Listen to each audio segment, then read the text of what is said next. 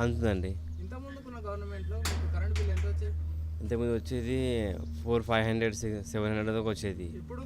ఇప్పుడు ఫ్రీగానే వస్తుంది. హ్మ్. ఇంకా కరెంట్ బిల్ చాలా తక్కువ వస్తుంది ఇప్పుడు మాకు. హ్మ్.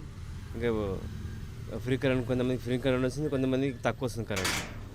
అలాగే ఇప్పుడు సన్నబియ్యం పథకం అనేది స్టార్ట్ చేశారు కదా! ఆ ఎలా సన్న ఉంది బియ్యం? బియ్యం మంచిగానే సార్. సన్నబియ్యం పథకం స్టార్ట్ అయింది. సన్నబియ్యం మాకు మంచిగానే అందుతున్నాయి. హ్మ్. దగ్గర పెట్టుకో.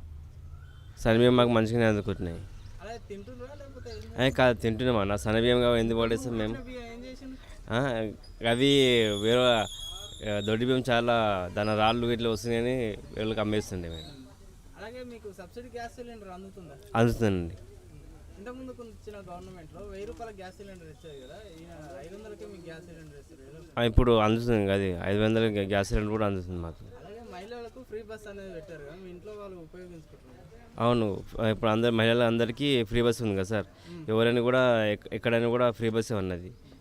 అలాగే రేవంత్ రెడ్డి గారి పరిపాలనకు కేసీఆర్ పరిపాలన ఎలా ఉంది? కేసీఆర్ కంటే రేవంత్ రెడ్డి పరిపాలన మంచిగా అనిపిస్తుంది.